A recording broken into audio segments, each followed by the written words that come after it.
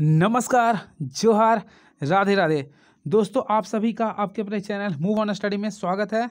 दोस्तों, आज मैं आप लोगों के सामने क्लास 10th का साइंस मॉडल सेट नंबर 1 लेके आया, जो काफ़ी महत्वपूर्ण होने वाली है। इससे पहले मैं आप लोगों को बता देना चाहता हूँ, अभी मैं सबसे पहले इसमें टोटल क्वेश्चन 40 दिया हुआ है, तो 40 का केवल ऑप्शन में बताऊँगा। उसके बाद मैं पूरे 40 ऑप्शन को मैं डिटेल से बताऊंगा। तो आगे मैं आप लोग को ऑप्शन बाय ऑप्शन आंसर बता देता हूं, फिर मैं पूरे डिटेल के साथ ऑपरेशन करूंगा। तो चलिए, हो जाइए तैयार, let's go. First of all question, दाढ़ी बनाने में किस दर्पण का उपयोग किया था? तो दोस्तों, दाढ़ी बनाने में अवतल दर्पण का उपयोग किया था। गोलीय दर्पण में फोकस दूरी एवं वक्रता त्रिज्या के बीच क्या संबंध है? तो गोलीय दर्पण में फोकस दूरी और वक्रता त्रिज्या के बीच जो संबंध है F इक्वल टू होता है दोस्तों, F इक्वल टू R/2, यानी आधी संबंध होती है। प्रकाश के अपवर्तन की क्रिया में कौन सी भौतिक राशि अपवर्तित होती है? तो प्रकाश के अपवर्तन की प्रक्रिया में आपका आवृत्ति अपवर्तित रहती है, अर्थात फ्रीक्वेंसी। अवतल दर्पण से प्रवर्तन के बाद, अवतल दर्पण से अपवर्तन के बाद, प्रवर्तन के बाद किरण किस बिंदु से होकर गुजरेगी? तो हमेशा फोकस से होकर गुजरेगी। नेक्स्ट, किसी अवतल दर्पण से वस्तु को कहाँ रखने पर वस्तु के बराबर आकार का सीधा प्रतिबिंब बनता है? किस दर्पण से वस्तु को कहीं भी रखने पर वस्तु के बराबर आकार एवं सीधा प्रतिबिंब बनता है? तो हमेशा समतल दर्पण होगा इसका दोस्तों आंसर, समतल दर्पण। नेक्स्ट, वस्तु के प्रकाश के अपवर्तन के कितने नियम होते हैं? प्रकाश के अपवर्तन के 2 नियम होते हैं। किसी गोलीय त्रिज्या की वक्रता त्रिज्या 50 सेंटीमीटर, उसकी फोकस दूरी क्या होगा? तो F इक्वल टू R/2, 50 का था 25 सेंटीमीटर। नेक्स्ट, 1 मीटर फोकस दूरी वाले उत्तल लेंस की क्षमता क्या होगी? तो देखिए, मैं इसके बता देता हूँ। सबसे पहले लेंस की क्षमता P इक्वल टू होता है दोस्तों 1/F। कनकेव लेंस में माइनस होता है, कन्वेक्स में प्लस होता है। तो इसमें देखिए फोकस दूरी कितना दिया है? 1 दिया है, तो यानी 1 ही आ गया, यानी 1 डायोप्टर, यानी इसका ऑप्शन नंबर क्या हो गया? बी। नेक्स्ट, किसी उत्तल लेंस की फोकस दूरी होती है, तो उत्तल लेंस की फोकस दूरी हमेशा पॉजिटिव होती है। प्रकाश का वेग न्यूनतम होती है, तो सबसे कम होती है कांच में। नेक्स्ट, 4D क्षमता वाले अवतल लेंस की क्षमता क्या होगी? 4D क्षमता वाले ना, तो कुछ मत कीजिए आप लोग, बस एक कंसेप्ट याद कीजिए, P इक्वल टू 1/F होता है। तो यहाँ पे तो माइनस होना चाहिए था, तो P का वैल्यू कितना 4 दिया है, तो 1/12F कर सकते हैं, यानी कि 25 आ जाएगा दोस्तों इसका राइट आंसर, यानी कि ऑप्शन नंबर बी। नेक्स्ट, किसी उत्तल लेंस की फोकसांतर 50 सेंटीमीटर है, तो इसकी क्षमता क्या होगी? जब भी 1/F होता है ना, तो यहाँ पे 100 कर दीजिए, अभी ये सेंटीमीटर में, तो यानी 2 टाइम्स आ गया, तो 2 डायोप्टर, यानी कि ऑप्शन नंबर क्या हो गया? आप लोग बता सकते हैं, 2 डायोप्टर। प्रकाश का वेग सर्वाधिक होता है, तो प्रकाश का वेग सर्वाधिक निर्वात में होती है। दिए गए प्रक्रम में कौन ऊष्माक्षेपी है? तो श्वसन एक ऊष्माक्षेपी अभिक्रिया होती है। चिप्स के पैकेट विकृत गंधिता से बचने के लिए कौन सी गैस डाली जाती है? तो चिप्स को विकृत गंधिता से बचाने के लिए उसमें नाइट्रोजन गैस डाली जाती है। जंग लगना किस प्रकार की अभिक्रिया है? तो जंग लगना एक संयोजन अभिक्रिया है, कॉम्बिनेशन रिएक्शन। दिए गए अभिक्रिया में किस पदार्थ का उपचयन हो रहा? तो देखिए, यहाँ पे एक सी है था ना, यहाँ पे कार्बन में आ गया, यानी कि कार्बन का हो रहा। क्लियर है? नेक्स्ट, दिए गए रासायनिक अभिक्रिया में कौन संतुलित है? तो अकॉर्डिंग टू ऑप्शन तो कोई नहीं होगा, लेकिन यहाँ पे मिस्टेक है ये, यानी ऑप्शन नंबर वैसे ए होगा इसमें। ठीक है, नेक्स्ट, दिए गए चित्र में कौन सी अभिक्रिया हो रही है? तो दिए गए चित्र तो नहीं दिया, लेकिन इसका ये जो विस्थापन अभिक्रिया हो रही है। दिए गए पदार्थ में कौन गंधीय सूचक की व्यवहार करता है? तो प्याज। हड्डी को जोड़ने के लिए डॉक्टर किस प्रकार के लवण का प्रयोग करती है? तो प्लास्टर ऑफ पेरी, यानी CaSO4 H2O। विरंजक चूर्ण का सूत्र क्या होता है? CaOCl2। निम्नलिखित में कौन सी अभिक्रिया हो रही है? देखिए, आप यहाँ डिस्ट्रॉयड हो रहे हैं, यानी कि क्या हो गया? डिकॉम्बिनेशन रिएक्शन, यानी वियोजन अभिक्रिया। टमाटर में कौन सा अम्ल पाई जाती है? तो टमाटर में ऑक्जेलिक अम्ल पाई जाती है दोस्तों, ऑक्जेलिक। नेक्स्ट, तनुकरण प्रक्रिया में क्या होता है? डाइल्यूट सॉल्वेंट, यानी डाइल्यूट प्रोसेस में H+ OH- आयन की सांद्रता में कमी, H+ और OH- आयन की सांद्रता में कमी आती है। निम्नलिखित में कौन सा प्रकाशीय वियोजन अभिक्रिया? तो वियोजन अभिक्रिया कुल 3 प्रकार होते थे, उसमें Ag Br+ हो जाएगा। अमीबा अपने किस अंग से भोजन ग्रहण करती है? तो अमीबा अपने कुटपाद से भोजन को ग्रहण करती है। पाचन प्रक्रिया में वसा का इमलीकरण कौन करता है? तो पित्त करता है। नेक्स्ट, निम्नलिखित में किस जीव में स्वयंपोषी पोषक होता है? किस जीव में? अमरबेल नहीं, यहाँ पे हो जाएगा ऑप्शन के अकॉर्डिंग आम। नेक्स्ट, मानव हृदय में कितने कोष्ठक होते हैं? कोष्ठक नहीं, चैम्बर, तो कुल 4 होते हैं। श्वसन वर्णक किससे कहते हैं? श्वसन वर्णक अर्थात क्लोरोफिल हो जाएगा यहाँ पे। उत्सर्जन तंत्र की क्रियात्मक इकाई क्या होती है? वृकाणु, नेफ्रॉन। वृक्क की क्रियाशीलता कम होने पर रक्त को शरीर से बाहर छानकर निकालकर छानने की प्रक्रिया को क्या कहते हैं? डायलिसिस, अपोहन। जनन की मूल घटना क्या है? डीएनए की प्रकृति का प्रतिकृति का बनना। दिए गए चित्र में किस प्रकार के जनन को दर्शाता है? बहुखंडन। नर युग्मक और मादा युग्मक के संलयन को क्या कहते हैं? निषेचन। क्या लिख रहा? लड़कों के यौनारंभ के लक्षणों को नियंत्रण कौन हार्मोन करता है? टेस्टोस्टेरोन, यानी कि ऑप्शन नंबर बी। सौर स्थिरांक का मान क्या होता है? तो 1.4 किलोवाट पर मीटर स्क्वायर। जैव गैस का मुख्य घटक क्या? तो मीथेन होती है। लास्ट एंड फाइनल, महासागरीय तापीय ऊर्जा प्राप्त करने के लिए महासागर के पृष्ठ के जल का ताप और 2 मीटर की गहराई के जल के ताप में कितना का अंतर होना चाहिए? तो 20 डिग्री सेल्सियस का अंतर होनी चाहिए, यानी ऑप्शन नंबर ए। तो चलिए दोस्तों, मैं 40 का 40 पूरा आंसर बता दिया था। अब मैं चाहता हूँ इसे पूरे ऑप्शन के साथ पूरा मैं यानी कि डिटेल बताऊं। तो चलिए हो जाइए तैयार। देखिए, सबसे पहले क्वेश्चन बोला दाढ़ी बनाने के लिए किस प्रकार के दर्पण का उपयोग किया जाता है? तो इसका राइट आंसर तो होगा अवतल दर्पण। अब मैं इसका जो ऑपरेशन करूँगा वह वायलेट पेन से करूँगा। सबसे पहले देखिए, ये अवतल दर्पण है, ध्यान से देखिएगा, मैं इसका पूरा कॉम्बिनेशन के साथ बता रहा हूँ। ये देखिए दोस्तों, ये अवतल दर्पण है। ये सबसे पहले यहाँ पे इसका कंसेप्ट याद देखिए, पी होता है, ये एफ होता है, ये सी होता है, और यहाँ पे आप लोग इन्फिनिटी भी ले सकते हैं। तो इसमें चित्र जो बनता है, यानी आगे अगर क्वेश्चन बोलता है किस वस्तु को कहाँ पे रखने पे कौन सा प्रतिबिंब बनता है, तो आप लोग नंबर देने आगे सीख जाइए। 1 2 3 4 और यहाँ पे 6 दीजिए। अब यहाँ के अकॉर्डिंग आप लोग चलते हैं, तो यहाँ पे दीजिए 1 2 3 4 5 और 6 यहाँ पे दीजिए। अब देखिए, मैं जैसे बता रहा हूँ उस चीज़ को आप लोग ध्यान दीजिएगा। सबसे पहले अगर किसी वस्तु को अनंत पे, एक यानी अनंत पे है, अगर किसी वस्तु को अनंत पे रखते हैं तो उसका प्रतिबिंब कहाँ बनेगा? 1 पे, यानी कि फोकस पे बनेगा। अगर 1 पे रख रहे हैं तो फोकस पे बन रहा है, क्लियर हुआ? अगर अनंत पे रखे दोस्तों तो प्रतिबिंब कहाँ बना? फोकस पे। पहला कंसेप्ट क्लियर। अगर किसी वस्तु के को अनंत और वक्रता केंद्र के बीच रखें तो प्रतिबिंब बनेगा सी और एफ के बीच में, सी और एफ के बीच में। ये कंसेप्ट हमेशा याद रखिए, इसलिए मैं बता रहा हूँ, सी और एफ के बीच में बनेगा। नेक्स्ट, अगर किसी वस्तु को सेंट्रल पे रखें तो प्रतिबिंब भी सी पे बनेगा, अर्थात दोस्तों सी है तो सी पे ही बनेगा, वस्तु के बराबर बनेगी। अगर किसी वस्तु को 4 अर्थात सी और एफ के बीच रखी जाए तो प्रतिबिंब जो बनेगा वह डब्ल्यू और सी के बीच बनेगी, देख सकते हैं आप लोग। नेक्स्ट, अगर किसी वस्तु को ध्यान से देखिएगा, एकदम काफ़ी इंपॉर्टेंस वाली चीज़ मैं बता रहा हूँ आप लोगों को। अगर किसी वस्तु को फोकस पे रखता हूँ तो प्रतिबिंब बनेगा इन्फिनाइट पे, अगर एफ पे मैं रखता हूँ तो कहाँ बन रहा है? ये इन्फिनाइट पे, क्लियर है? और वही सबसे इंपॉर्टेंस, अगर किसी वस्तु को एफ और पी के बीच में रखते हैं, एफ और पी के बीच में रखते हैं तो प्रतिबिंब जो बनेगा आभासी और पीछे बनेगा, अर्थात देखिए यहाँ पे बनता है, तो ये कंडीशन होती है। अर्थात अवतल दर्पण में दोस्तों ध्यान दीजिएगा, अवतल दर्पण में जो प्रतिबिंब बनता है वास्तविक और आभासी दोनों बनता है, वास्तविक और आभासी दोनों बनता है। तो क्वेश्चन ये आएगा दोस्तों, एक्सेप्शन के तौर पे आभासी कब बनता है? तो देखिए, आभासी जो बनता है अवतल दर्पण में, जब किसी वस्तु को, ध्यान दीजिएगा, जब किसी वस्तु को अवतल दर्पण के, यहाँ पे मैं देखिए ध्यान दीजिए फिर कंसेप्ट, यहाँ पे क्या था दोस्तों? पी और यहाँ पे एफ था, ये दोनों के बीच में, यानी यहाँ पे अगर किसी वस्तु को रखता हूँ तो प्रतिबिंब बनेगा आभासी, क्लियर है? कहाँ बनेगा? दर्पण के पीछे बनेगा। और अगर आभासी बन रहा तो आभासी लास्ट में सी तो सीधा कर दीजिए और ये वस्तु से बड़ा बनेगा। तो चलिए, एक में 10 क्वेश्चन बताने का पूरा मैं भरपूर प्रयास किया हूँ, यानी कि इस क्वेश्चन के माध्यम से आप लोग ये समझ सकते हैं अवतल दर्पण जो प्रतिबिंब बनता है वास्तविक और आभासी दोनों बनता है। मैक्सिमम तो बनता है वास्तविक, लेकिन आभासी कब बनेगा?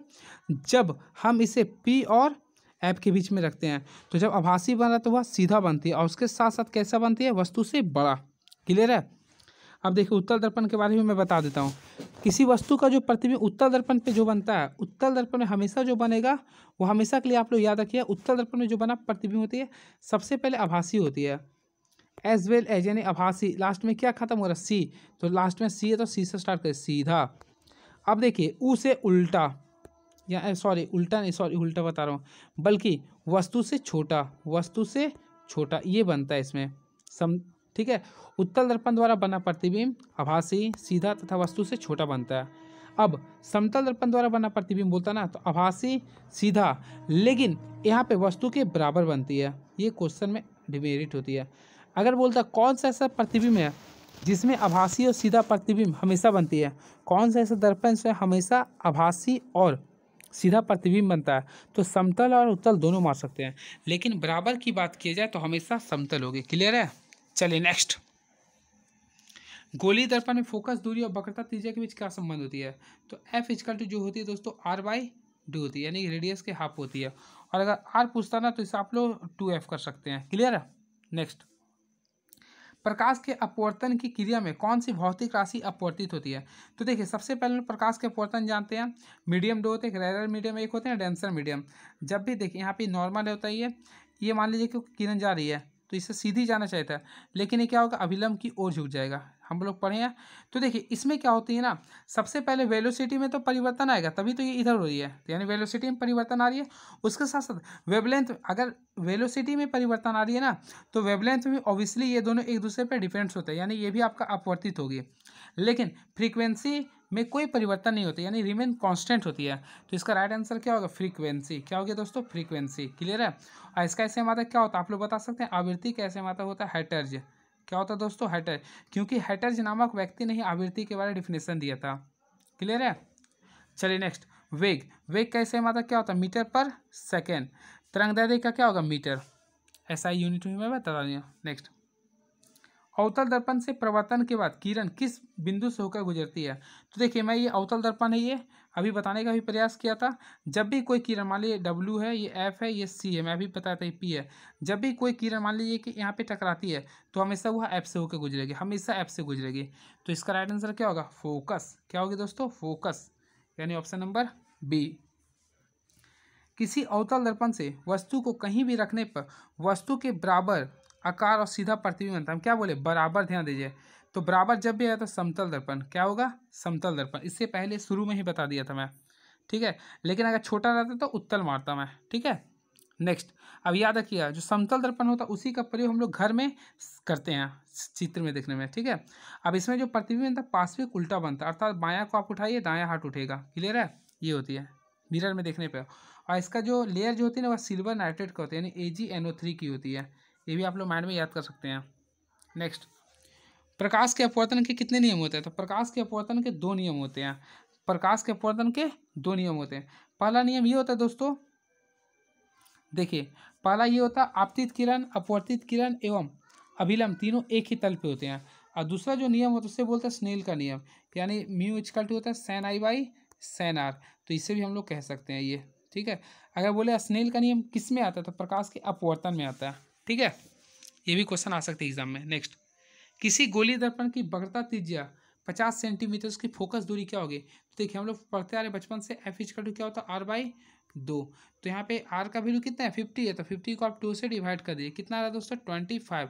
अब यूनिट क्या है, सेंटीमीटर में, यानी सेंटीमीटर, 25 सेंटीमीटर। क्लियर है।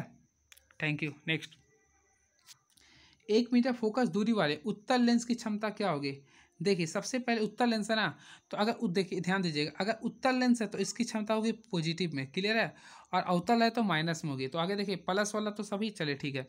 अब देखिए हम लोग लेंस की क्षमता का ऐसे मात्रा क्या पढ़ें, आगे लेंस की क्षमता क्या होता है, the inverse of focal length is called as power of lens. तो देखिए 1/f का वैल्यू 1 है, तो 1 को 1 से मैं डिवाइड किया, यानी 1 डायोप्टर। क्लियर है, 1 डायोप्टर। किसी उत्तल लेंस की फोकस दूरी क्या होती है? तो ध्यान दीजिए उत्तल लेंस की हमेशा फोकस दूरी पॉजिटिव होती है। और यही अगर अवतल लेंस की बोलती है, अवतल अगर लेंस की बोलती है ना तो उसकी हमेशा माइनस होती है। क्लियर है। नेक्स्ट, प्रकाश का वेग न्यूनतम होती है, तो प्रकाश का वेग जो सबसे कम होती है वह कांच में होती है। अब कितना होती है क्या आप लोग बता सकते हैं? 1.25 × 10⁸ होती है। क्लियर है। और वायु में कितना होती है? तो वायु में होते हैं 3 × 10⁸ मीटर पर सेकेंड, और यही निर्वात में भी होती है। और जल में कितना होता है? 2.25 × 10⁸ होती है। हमेशा के लिए याद कीजिएगा इसे। क्या लिख रहा, 4D क्षमता वाले अवतल लेंस की फोकस दूरी क्या होगी? 4D क्षमता बोलिए ना, तो देखिए सबसे पहले हम लोग जानते हैं कि P इक्वल टू क्या होता है, 1/f होती है। तो यहाँ पे अवतल लेंस की क्षमता ये दे दिया, यहाँ पे हम लोग 1/f निकाल सकते हैं। तो देखिए यहाँ पे कैलकुलेट करते हैं, तो 4 f इक्वल टू कितना आ रहा है, 1। तो देखिए सबसे पहले एफ इक्वल टू अगर मैं निकालता हूँ तो 1/4 आ रहा है, ठीक है। अब जब भी ये सेंटीमीटर में रहेगा तो आप लोग यहाँ 100 कर दीजिए, क्लियर है ना। अब 4 का पारा में कितना बना, 25 यानी 25 सेंटीमीटर। ये ट्रिक नहीं समझ में आया, ध्यान दीजिए। सेंटीमीटर में जब भी रहेगा तो पी का फार्मूला लीजिए 100/f, क्लियर है। अब डिवाइड कर दीजिए, तो इसके वैल्यू कितना था, 4 था, तो 4 को f से डिवाइड कर दीजिए, कितना रहा, 25 टाइम्स आ रहा। ये भी ट्रिक है। तो 25 सेंटीमीटर आ चुका है। क्या लिख रहा है, किसी उत्तर लेंस की फोकसांतर अर्थात f 50 सेंटीमीटर, तो उसकी क्षमता क्या होगी। तो देखिए हम लोग जानते हैं p का वैल्यू क्या होता है, 1/f होती है। तो इसकी फोकसांतर 50 सेंटीमीटर है ना। तो देखिए सेंटीमीटर तो हम इसे 100 से डिवाइड करेंगे, 1 के पे 100 कर दें। यहाँ पे f कितना है, 50 है। डिवाइड कीजिए, कितना आ गया, 2 डायोप्टर। अब लेंस पता कर, उत्तर लेंस है तो पॉजिटिव, तो 2 डायोप्टर, यानी कि ऑप्शन नंबर क्या हो गया दोस्तों, ऑप्शन नंबर डी। प्रकाश का वेग सर्वाधिक होता है, तो प्रकाश का वेग सर्वाधिक होता है निर्वात में, लेकिन याद रखिए पानी में भी, हवा में भी, ध्यान दीजिएगा, हवा में और निर्वात में दोनों में होती है 3 × 10⁸ मीटर पर सेकेंड। बट अगर दोनों कंडीशन में देता है ना तो ऑप्शन आपको निर्वात मानना पड़ेगा। अगर निर्वात नहीं देती तो हम लोग हवा मानते। क्लियर हुआ, ये हमेशा के लिए याद रखिएगा आप लोग। नेक्स्ट, दिए गए प्रक्रम में कौन ऊष्माक्षेपी है अभिक्रिया। तो ऊष्माक्षेपी अर्थात है उत्पाद के निर्माण के साथ ऊष्मा को जो उत्सर्जन उसे बोलते हैं तो श्वसन। हम लोग जब सांस लेते हैं ना तो ग्लूकोज जब टूटता है तो धीरे धीरे वह एनर्जी हम लोग को प्रोवाइड करता है, इसलिए हम लोग उसे बोलते हैं ऊष्माक्षेपी अभिक्रिया। एग्जाम्पल है हम लोग C+O2 ले सकते हैं, तो क्या आएगा दोस्तों, CO2। अब इसके साथ साथ प्लस एनर्जी आता है या ऊष्मा, क्लियर है। अर्थात चाय जो हम लोग पीते हैं वह आपका ऊष्माक्षेपी अभिक्रिया है। और मान लीजिए कोई पानी को अगर ज़मीन में डालते हैं, लेयर में, अगर ज़मीन के अंदर वो जा रहा, सो रहा, तो वो अगर सूख रहा पानी, तो अगर पानी ज़मीन के अंदर जा रहा ना या मिट्टी के अंदर ना, तो वो ऊष्मा शोषी अभिक्रिया है, क्लियर है। नेक्स्ट, चिप्स के पैकेट विकृत गंधिता से बचाने के लिए कौन सी गैस डाली जाती है। सबसे पहले उपचयित बचाने, यानी कि देखिए उससे हम लोग नाइट्रोजन गैस बचाते हैं, ठीक है। ये ऑक्सीकरण से बचाने के लिए करते हैं, ठीक है। अर्थात जो आप लोग चिप्स देते हैं ना वो नाइट्रोजन का पैसा देते हैं, ठीक है। अब नाइट्रोजन की खोज किसने किया, आप लोग लिख सकते हैं, रदरफोर्ड ने किया था। नाइट्रोजन की जो खोज है रदरफोर्ड ने किया था। तो ऑक्सीजन की खोज किसने किया था, सीले ने किया था, प्रिस्टले एंड सीले ने किया था। हाइड्रोजन का किसने किया था, हेनरी कैवेंडिश ने किया था, क्लियर है। और CO2 को क्या बोलते हैं, शुष्क ठोस द्रव्य गैस बोलते हैं, ठीक है। नेक्स्ट, जंग लगना किस प्रकार की अभिक्रिया है। तो जंग लगना एक प्रकार का संयोजन अभिक्रिया है। अब कैसे, देखिए सबसे पहले मान लीजिए लोहा है, ठीक है। अब इसमें ऑक्सीजन प्रोवाइड करता है तो क्या बना, Fe2O3 ये बन गया जंग, ठीक है। तो ऑक्सीजन प्रोवाइड कर, देखिए 2 गो मिल गया ये,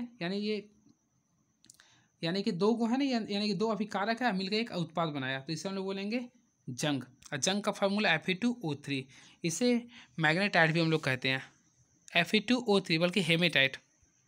नेक्स्ट, दिए गए अभिक्रिया में किस प्रकार का उपचयन हो रहा। तो उपचयन अभिक्रिया उसे कहते हैं जिसमें ऑक्सीजन में वृद्धि होती है, यानी O में वृद्धि होती है और हाइड्रोजन में कमी होती है।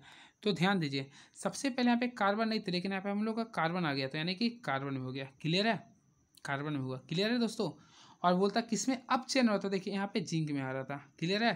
तो ये हमेशा याद रखिएगा, और जिसमें अपचयन उपचयन दोनों हो तो उसे बोलते हैं रेडॉक्स अभिक्रिया, क्लियर है। नेक्स्ट, कौन सा रासायनिक संतुलित नहीं है। तो संतुलित उसे कहते हैं इसमें अभिकारक उत्पाद का योग बराबर होता है, तो इसमें तो संतुलित होता है, ये इसका ऑप्शन ये हो गया, क्लियर है। लेकिन ये भी गलत है। अब कैसे वो मैं बताता हूँ, ध्यान दीजिएगा। देखिए सबसे पहले यहाँ के C का भी संख्या कितना हो गया, 3 हो गया, लेकिन यहाँ पे कितना है, मात्र वहाँ 1 था, तो ये भी गलत है। ऑप्शन के अकॉर्डिंग तो इसका कोई नहीं है, ठीक है, ऑप्शन के अकॉर्डिंग इसका कोई नहीं है। नेक्स्ट,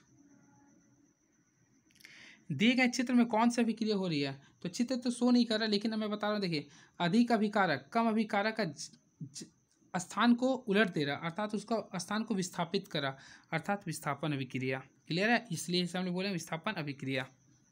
नेक्स्ट, दिए गए पदार्थ में कौन गंधीय सूचक है।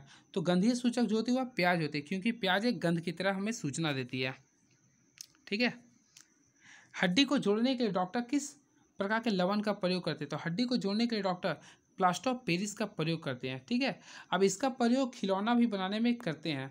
अब क्वेश्चन ये आता है दोस्तों कि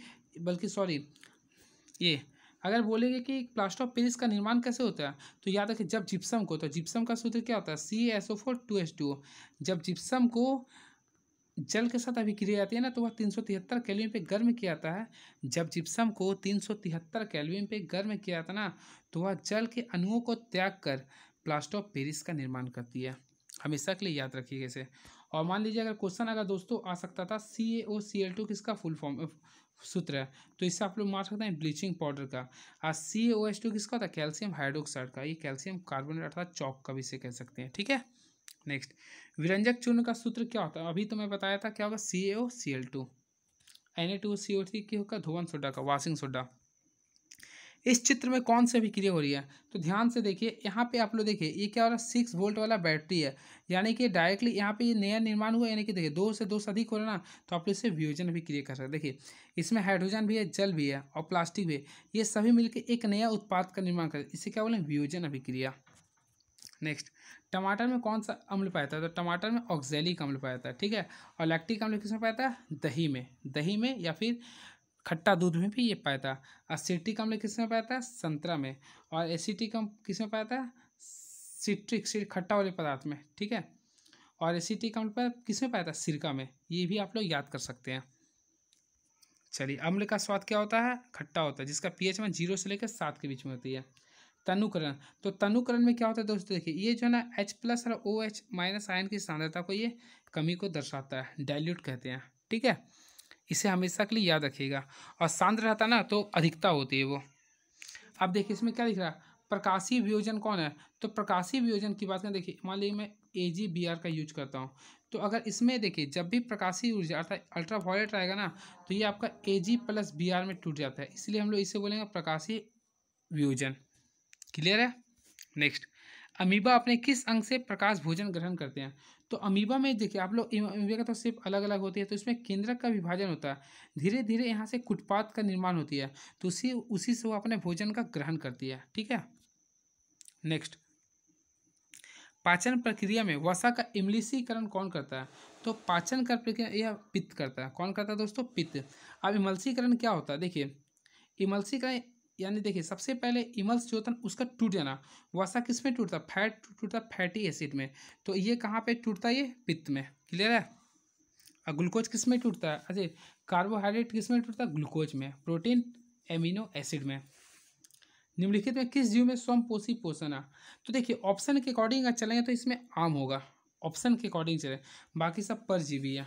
ठीक है, नेक्स्ट क्या लिख रहा है, मानव हृदय में कितने कोष्ठक होते हैं, तो देखिए सबसे पहले हम लोग अपने दिल बनाते हैं, तो हृदय ये मान लीजिए, तो देखिए एक होता है लेफ्ट होता है, एक राइट होते हैं, तो देखिए ये जो मैं अलग करके खींचा हूँ, देखिए ध्यान दीजिएगा, सबसे पहले ये जो है यानी ये जो रेखा मैं खींचा हूँ इसे हम लोग बोलते हैं सेप्टम।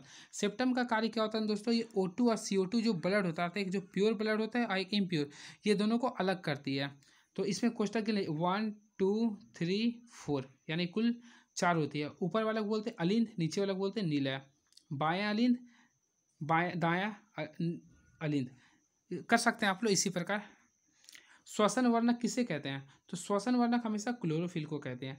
अब इसमें कौन सा तत्व होता है, मैग्नीशियम होता है। ठीक है, इसे भी आप लोग याद कर सकते हैं।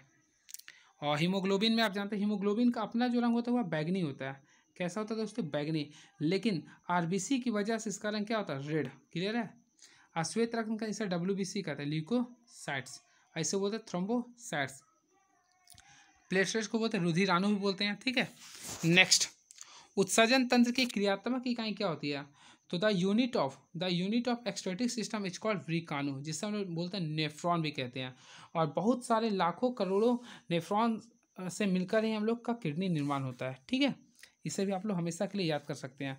और देखिए लंग्स के जो छोटी इकाई होती है, the units of lungs is called कुपिका या फिर अलवरी बोलते हैं, एलोवली। ठीक है, और the units of our body is called cell, हमारे बॉडी के सबसे छोटी से छोटी इकाई को बोलते हैं सेल। और वृक्क के छोटी इकाई को बोलते हैं व्रिकाणु, और लंग्स के छोटी इकाई को बोलते हैं कुपिका। इसे आप इतना याद रख सकते हैं। वृक्क की क्रियाशीलता कम होने पर रक्त को शरीर से बाहर निकालकर छानने की प्रक्रिया को क्या कहते हैं, तो उसे हम बोलते हैं डायलिसिस यानी अपोहन। ठीक है, अमूत्र कहाँ बनता है, मूत्राशय में जमा होता है। विसरण यानी दो गैसों का मिलना। जनन की मूल घटना क्या है? तो जनन की जो मूल घटना होती है डीएनए की प्रतिकृति का बनना। आप लोग बताएं डीएनए का फुल फॉर्म क्या है?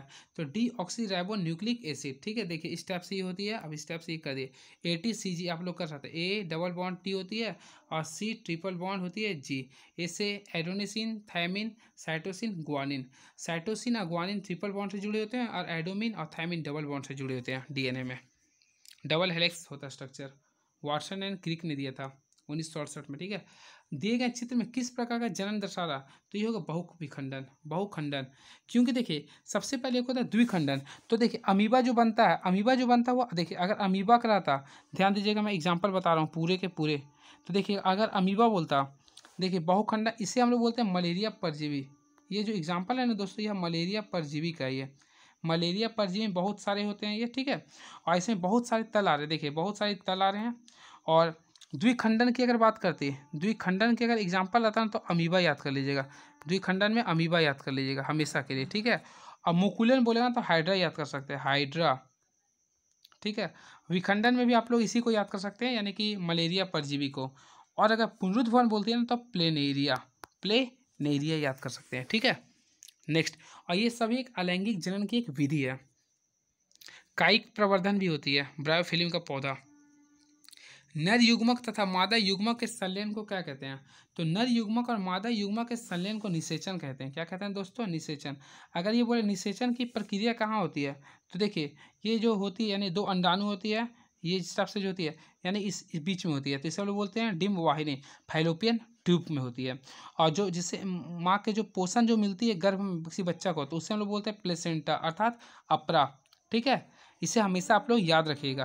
प्लेसेंटा में आप लोगों को यानी कि गर्भाशय में क्या होती है, पोषण मिलती है।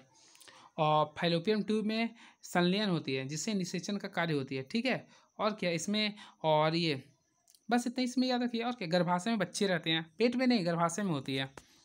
Clear, next. लड़कों में यौनारंभ के लक्षणों का नियंत्रण कौन सा हार्मोन करती है? तो लड़कों में करता है दोस्तों, बॉयज़ में करता है टेस्टोस्टेरोन। ठीक है, और इंसुलिन जो होती है वह मधुमेह से रिलेटेड होती है। अब मधुमेह दिवस कब मनाते हैं आप लोगों को पता है? जरूर मैं बता देता हूँ, 14 नवंबर को मधुमेह दिवस मनाते हैं। अब प्रोजेस्ट्रॉन, देखिए प्रोजेस्ट्रॉन जो होती है ना वह गर्ल्स के लिए होती है। तो गर्ल्स लोग जब प्रेग्नेंट होती है ना तो उसमें आप लोग का यानी गर्ल्स लोग का प्रोजेस्ट्रॉन हार्मोन एक्टिव हो जाती है। और थायरोक्सिन जो होती है ना वह, थायरोक्सिन यानी बॉडी से रिलेटेड होती है। ठीक है, यानी गला से रिलेटेड होती है। ठीक है, नमक। अगला मैं चलता हूँ, और इसमें एक और हार्मोन होती है गर्ल्स में, प्रोजेस्टेरोन के साथ साथ होती है प्रोजेस्टेरोन, टेस्टोस्टेरोन तो बॉयज़ में प्रोजेस्टेरोन, एक मैं भूल रहा हूँ लेकिन दो होती है उसमें। अब नेक्स्ट मैं चलता हूँ, एस्ट्रोजन होती है, एक होती है एस्ट्रोजन दोस्तों, एस्ट्रोजन। नेक्स्ट, सौर स्थिरांक का मान क्या होता है? सौर स्थिरांक दोस्तों इसे आप लोग याद कर लीजिए 1.4 किलोवाट पर मीटर स्क्वायर। इसे भी आप लोग याद कर लीजिए ये सब चीज़। ठीक है, तो चलिए कैसा लगा आप लोग ज़रूर बताइए। एक्सप्लेन भी पूरा मैं किया हूँ और ऑप्शन बाय भी करके बताया हूँ। और अगर आप लोग बोलिएगा तो मैं पूरे यूट्यूब में पूरे का पूरे वीडियो डाल दूंगा। तो चलिए, thank you so much. Please move on study. Thank you so much. Please share on your friends. Thank you so much. जय हिंद।